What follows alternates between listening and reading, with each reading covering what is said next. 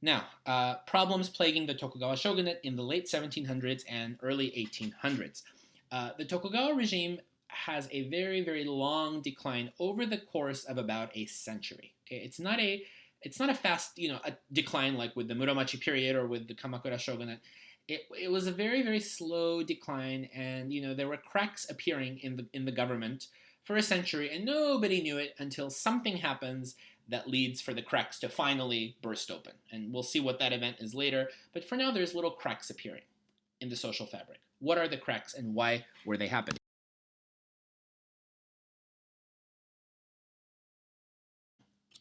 Well, for one thing, social disequilibrium. Okay? Let's think about this for a minute. The economy is getting better and better and better throughout the Edo period. Because of the activity of the merchants, the artisans, the entertainment quarters, people are spending money and things are good, right? It gets better. But let's think about who are the wealthiest people in Japan. The merchants and the artisans, because they're the ones selling things and getting money for what they're selling, right? But where are they located in the Tokugawa period social structure? They're located all the way at the bottom, right? The merchants are the lowest social class. The artisans are right above them. They're not the ruling class of Japan, okay? Who is at the top? Which social classes are at the top? The samurai and the farmers. Both of them during this time are not wealthy because they have nothing to do. The farmers are practicing agriculture. They are not going to get a lot of money. And the samurai are not fighting, so they're not really getting big stipends. A lot of them have to rely on agriculture to make a living as well. So this creates a very strange social class system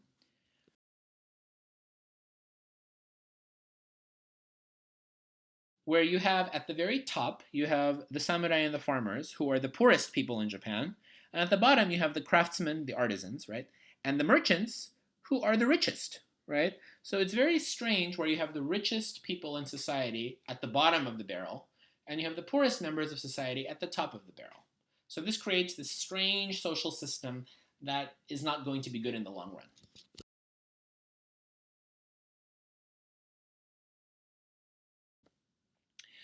Growing bureaucratization is also a big issue of the Tokugawa shogunate. After 1651, the Tokugawa shoguns are not as dominant as the first three shoguns, Ieyasu, Hidetada, and Iemitsu. Okay, they're not bad. They're not like the Ashikaga shoguns who just had no interest in government. The shogun is very, very powerful. He still has the ultimate power. He's respected. They just were not very charismatic. There were no, with possible exception of one shogun, Yoshimune, the rest were very, very passive. They just didn't want to change anything. They relied on bureaucrats who worked under them to deal with governing. And so their advisors, ministers, have a much, much larger role in the government. The shogun his power becomes decentralized, okay? And they don't really do anything. They're not letting things happen. It's not like the Ashikaga shoguns who lost control. The shogun's still in control, but they're not really good leaders. They don't have charisma to make any positive changes, and they're letting their bureaucrats do the work for them. So this creates a very passive shogun, not really making any positive changes or improvements. That being said, I don't want you to misunderstand. The shoguns were still ultimately in control during the entire Edo period. It's never like what happened to the Ashikaga shoguns.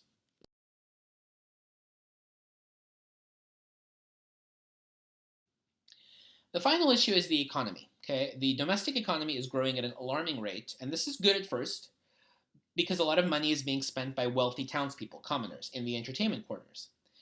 The problem with this is the economy is growing so fast that Japan is not able to keep up. Okay, keep in mind that in the Edo period, Japan is still an agricultural society. It is not industrial. Okay, usually when economy improves, you have industrialization, which is helping keep that economy booming. But here, because the Industrial Revolution has not arrived to Japan yet, which is still under isolation, the country is still very agricultural, and the agricultural sector is not equipped to keep up with the rapid economic growth of the cities. Okay?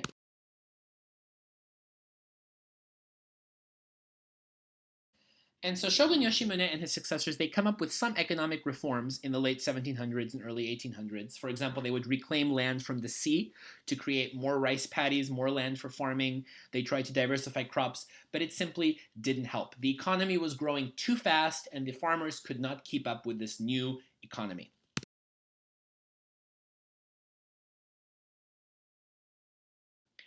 So here's the mistake they made. What does the Tokugawa shogunate do? They tell people to be more frugal. Okay, they say, well, you guys keep spending money in the cities and the entertainment quarters, and so please don't spend as much money so the economy doesn't grow as much, so that the farmers, the agricultural sector, has a chance to catch up. Okay, but these reforms didn't help the situation. You think you're going to tell a rich person not to spend money? They're not going to listen to you. And so they were not enough. The government should have done more things to help fund the agricultural sector to keep up with the economy. But I think due to a lack of industrialization, it just simply wasn't possible for farming society to keep up with the rapid amount of money that was being spent in the cities. And so this was a big factor that was responsible for the Tokugawa shogunate's decline as it enters the 1800s.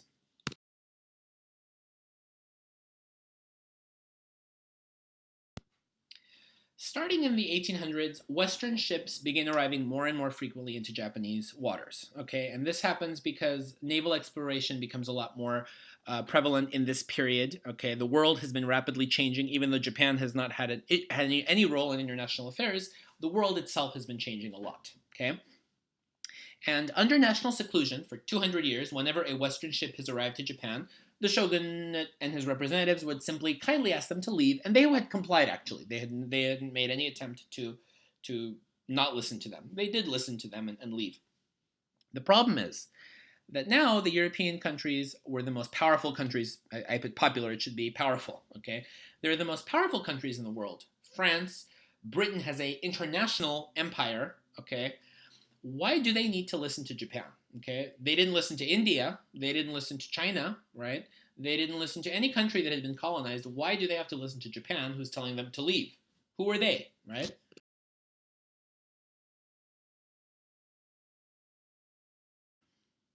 So you have people coming in from other countries to try to attempt to get Japan to open up. From the north, the Russians begin arriving in the early 1800s. By this time, the Russian Empire has expanded to the Pacific, all the way to Siberia. Okay, so Japan is sort of the next logical place where they could expand their influence. And the Russians who arrived were fur traders. Okay, they were interested in trading with the Japanese, and so the Tokugawa shogunate asks them to leave, and the Russians left. They listened. They even though they arrived there, they left. They listened to the Japanese, which is interesting. Perhaps at that time they didn't feel a need to colonize Japan, so they left.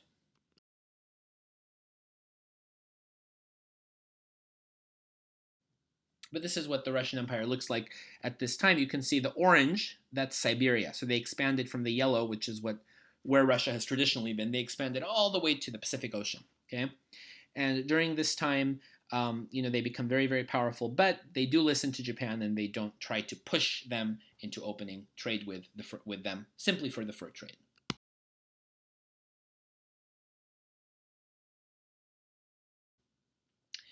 In 1808, British ships sailed to Nagasaki. Okay, and by this point, Britain has the most powerful navy in the entire world. They have colonized India. They have made inroads into China. Okay, they haven't colonized China, but they have trading stations in China, and they're basically trying to control the Chinese government at this time. Okay, in 1808, Britain was at war with France under Napoleon. If you want to study Western history, you'll know that Napoleon goes to war with many European nations, and Britain is defending itself against the French. And the Dutch, the Netherlands, were actually allied with the British against Napoleon, against France. So the British and the Dutch were on the same side, and they're both at war with France, with Napoleon. The reason the British sailed to Nagasaki is because they wanted to meet with the Dutch traders in Nagasaki. They wanted the help of the Dutch to go and attack the French navy together, right? So all they needed to do was just meet with the Dutch traders in Nagasaki and discuss issues. Well, the shogunate meets and says, "What do we do with these British people?" And the shogun says, "Well, they're not Dutch." And Shogun Iemitsu, when he came up with national seclusion, he said only the Dutch can stay. Everyone else has to not be allowed in. So let's not allow the British in. And that was his logic for not allowing the British to meet with the Dutch traders. So the shogunate asked the British to leave, and the British say, whatever, we don't have time to deal with them. We have a war to win. Let's go. So they leave without any argument.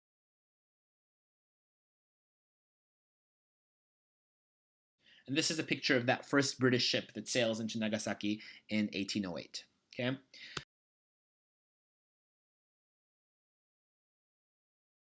So these are two incidents, the Russians coming in and the British coming in. No negative things happened. Nobody went to war. Nobody tried to colonize each other. They listened. They left, right? But the Tokugawa Shogunate becomes very nervous now because they see that more and more Westerners are arriving to Japan, which made sense, okay? The country, in the 1630s, things were very different than the 1800s. The world is a lot smaller of a place now. Naval commerce is much more popular. Asian countries are being colonized by the Europeans. Vietnam, Cambodia, Laos are colonized by the French. India is colonized by the British. As I mentioned, the British are making inroads into China. Russia has expanded all the way to Siberia. So Japan cannot keep this up any longer. And instead of trying to deal with reforms, the Tokugawa Shogunate really doubles down on its seclusion policy. In fact, in 1825, Shogun Tokugawa Ienari enacts something called the Don't Think Twice policy. In other words, don't think twice about letting Westerners in, okay? They encouraged all Japanese people to turn away Westerners if they ever arrived at any port city in Japan. So this ridiculous policy does nothing to combat the issue that is at hand, which is Western ships arriving to Japan. Don't think twice is not going to get you anywhere. But this is an example of weak, uncharismatic Tokugawa shoguns that, thanks to their policies, have a control of the nation, but this is not going to control outsiders from coming in.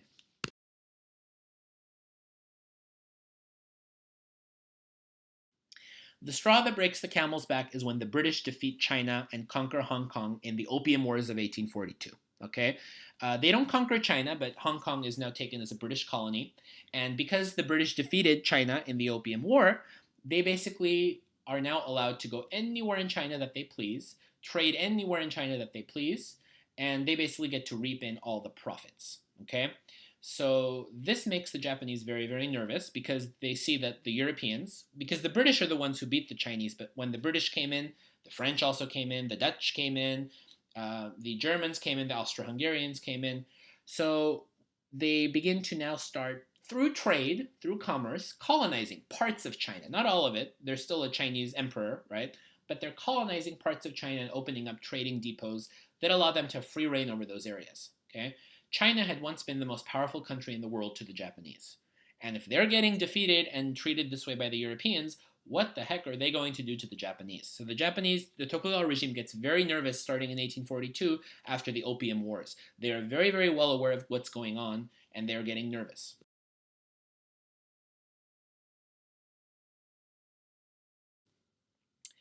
The people who are the most proactive are the Dutch learning schools, okay, the Dutch learning scholars. They tell the shogunate, what the heck are you guys doing? We can help you. We know what their strategies are. We know what their weapons are like. We know what they do.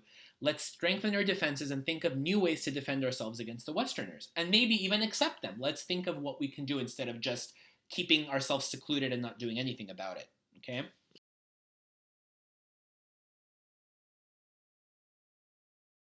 At the same time, the National Learning School criticizes the Tokugawa shogunate for not being strong enough for the Western powers. They're saying, we're a divine race, we're pure, we have a god who is our emperor, our monarch is a living god, we have the Shinto religion, we're the land of the kami.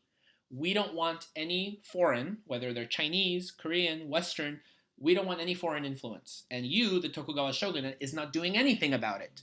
Why don't you have some pride and go to war against the Westerners? We're gods. We can defeat them. We're divine, right? So this strategy is flawed in its own way. The Dutch learning school, they don't really have a strategy of how to deal with the Westerners. All they're saying is use our knowledge to defend ourselves against them, okay? What does the Tokugawa shogunate do? Absolutely nothing. They don't listen to anybody, and they just keep doing what they've been doing, which is national seclusion. Let's turn them away. And it worked for a while. They were able to turn the Russians away. The British listened and left.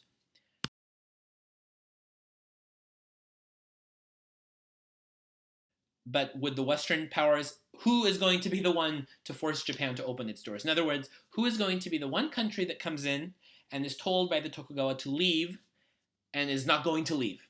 The good old USA. Leave it to our country, the United States, to be told, you can't come in, and then they're going to say, yes, we can. We're going to come in. Yep, that's exactly what happens. The Americans, the Western power that forces Japan to open its doors is the United States, and we'll see what happens in Lesson 9 about that.